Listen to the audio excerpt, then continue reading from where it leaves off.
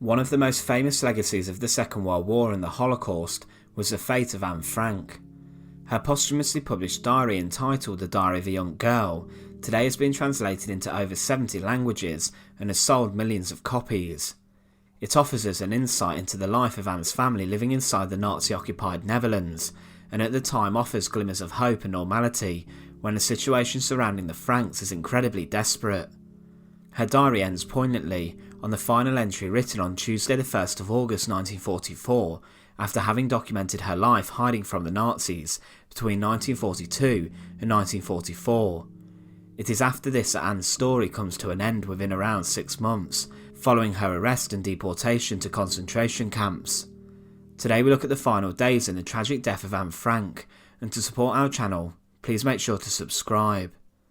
For the first 5 years of Anne's life, she lived with her parents and her older sister Margot in an apartment in Frankfurt. However, being Jewish when Hitler seized power in 1933, Otto Frank fled to Amsterdam in the Netherlands, linking up with business connections. After this, the rest of the family followed, and Anne arrived in February 1934. Within Amsterdam there were other Jewish families living there, and things looked bleak for them when the Germans began to occupy the city in summer 1940. By July 1942, the German authorities and the Dutch who worked with them began to round up Jews across the Netherlands at a transit camp or a holding facility known as Westerbork.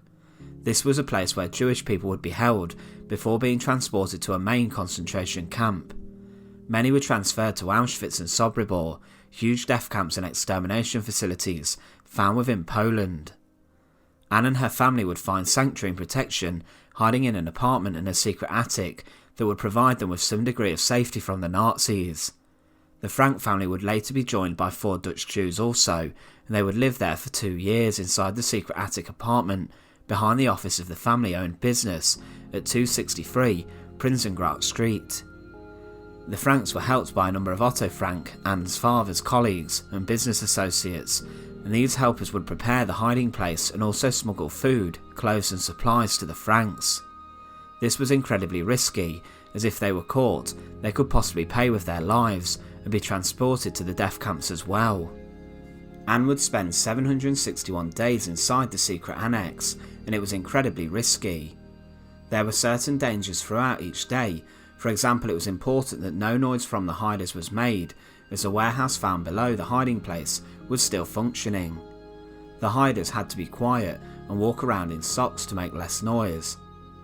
After the warehouse workers had gone home, the hiders were allowed to spread out throughout the building and were no longer restricted to the secret annex. It was within this setting where Anne wrote much of her diary. There was a huge need for complete secrecy surrounding the annex, not just for the Franks, but also for the safety of the helpers. There was much hope for Anne and her sister Margot, and they both wished to return to school once their ordeal was over, and believed they would go on to possibly live a normal life following the war. Anne wished to become a journalist and continued completing studies whilst being inside the attic. Anne would continue to write her diary until the 1st of August 1944, where the last entry was recorded. On the morning of the 4th of August 1944, the Gestapo, the German secret state police, would somehow discover the hiding place in the secret annex. The Franks and the rest of the people hiding inside were taken to the police headquarters and interrogated and held overnight. The common belief was that the Franks were betrayed by someone, or that the Gestapo were tipped off by an anonymous Dutch caller.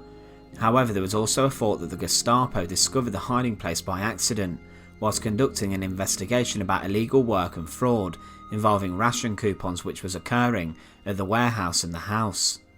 Together with 2 of the helpers, those hiding inside the annex were taken to a Gestapo prison and were interrogated to find out if they knew about any more people hiding out. Anne's father Otto said that they had lost all contact with friends and acquaintances during their 25 months in hiding. After the investigation, those from the secret annex and the helpers were separated. The helpers Johannes Kleiman and Victor Kugler were taken to a detention centre, and the 8 from the annex were taken also to another detention centre. This prison was incredibly overcrowded, and 2 days later they were transported to the Westerbork transit camp. Westerbork had already seen over 100,000 Jews pass through its gates for processing before they were sent to concentration camps. The Franks for hiding were considered criminals and were sent to the punishment barracks for a period of hard labour and gruelling work. The Franks were kept here for over a month, and in early September 1944 they were transported by train from Westerbork in the Netherlands to Auschwitz-Birkenau in occupied Poland. The Franks and the others in the group who hid at the annex arrived following a 3-day journey. Along with 1,011 other Jews, they were packed in horrendous conditions inside tightly closed packed goods carriages. They would arrive at Auschwitz in the night and were forced off the train and told to leave their luggage behind. The men and women were split up, and it would be the last time that Otto Frank, Anne's father, would see his wife and his daughters. Whilst off the train, the Nazis would assess which prisoners were fit for work, and the people from the annex were deemed fit. However, hundreds of the other passengers from the train were not, and they were taken straight to the gas chambers. Those from the annex were then sent to the sauna, and a number was tattooed on their arm, and they were forced to shower and dress in the camp uniform. Anne was tattooed with a number between A25060 and A25271, with her identity now becoming just a number. Anne, along with her sister and mother, were forced into labour and were chosen to work and stayed in Auschwitz-Birkenau, whilst her father and the other male hiders had to walk to Auschwitz I, 3 kilometres away, and were forced also to do hard labour. All of the women from the annex had survived their initial selection and ended up inside part of the camp designated for slave labour.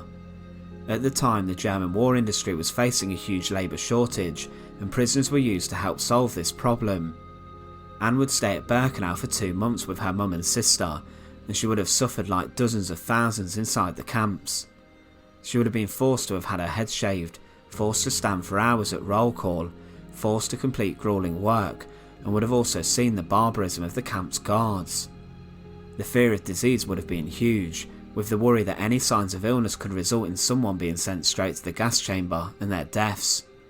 Witnesses say that Anne became withdrawn at this time and often was seen tearful and upset when she saw children being led to the gas chambers, and others would note of her strength and courage. Disease across the camp was rampant, and Anne began to develop scabies, and the Frank sisters were moved to the camp infirmary, which itself was in a horrific condition, being infested with rats. On the 26th of October 1944, a large amount of women were selected to go and work at other locations, but Anne, Margot and Edith, her mother, were not selected. 4 days later, another selection took place, and it was noted how the Frank women were forced to stand naked on the parade ground, and along with 1,000 other women, were put then on a transport. The camp doctor selected Anne and Margot for transport, but not their mother. Edith was forced to stay behind, and the mother and daughters were separated for the first time.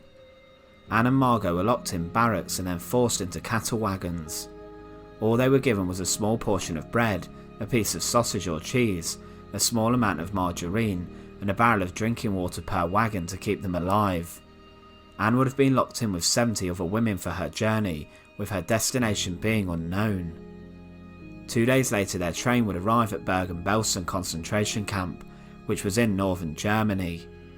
Prisoners of war and Jews had been imprisoned here, and the women were put into tents, but a few days after arriving, the tents were damaged by a storm, and then Anne and Margot were kept in barracks with hardly any space.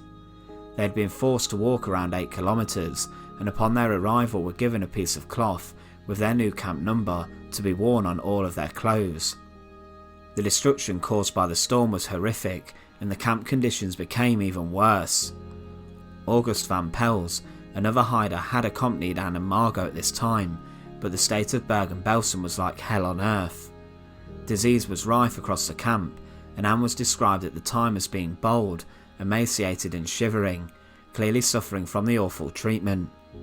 Whilst inside Belsen, Anne ran into children she had known in Amsterdam, but during the winter of 1944 to 1945, there was a huge food shortage in Belsen, and the camp was disgusting and crawling with rats and other vermin. A former classmate of Anne's stated how she was no more than a skeleton by then. She was wrapped in a blanket, she couldn't bear to wear her clothes anymore because they were crawling with lice.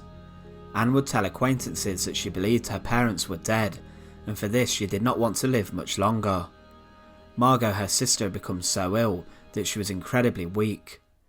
In early 1945, the typhus epidemic spread throughout Bergen-Belsen, and it killed 17,000 prisoners inside the camp. Other diseases were prominent, such as typhoid fever, and because of these conditions within the camp, it isn't really clear how Anne died. It's mostly assumed that she succumbed to the epidemic that was spreading throughout the camp. A survivor who knew Anne would say how her bed was around the corner from me, she was delirious, terrible and burning up, pointing towards a fever. Rations had been cut at the camp, and although there were no gas chambers at Belsen, around 1,000 people a day were dying before it was liberated, and the crematorium could not handle the sheer number of bodies, and because of this the corpses laid around the camp. Witnesses would later say how Margot Frank would fall from her bunk and was killed by the shock, and other accounts say how she succumbed to the epidemic. It would be a day after Margot's death in which Anne would pass away as well. The exact dates of the Frank sisters' death was not recorded, and it's thought that they could have died as early as February 1945 or as late as a few weeks before the British liberated the camp on the 15th of April 1945. Witnesses stated how the Franks displayed symptoms of typhus by early February, and most untreated victims of the disease died within 12 days of their first symptoms. The Red Cross would conclude that Anne would pass away from typhus in March 1945, and the Dutch authorities later set the official date of death for both Anne and Margot as the 31st of March 1945. Anne Frank's legacy and impact on the world following the Second World War would be inspirational, and she lives on through her writing and her diary, which was published by her father, the only one of the Franks who would survive the concentration camps. Within her words are moments of beauty, which remind us that even in the depths of hell and horror, beauty can be found if you look hard enough.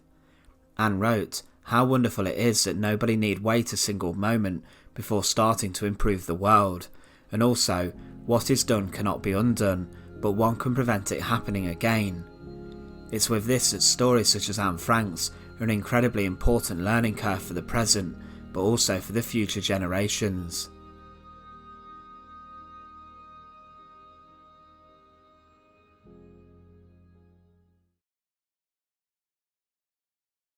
Once again, thanks for watching. To support our channel, please make sure to subscribe, and once again, thank you so much for watching.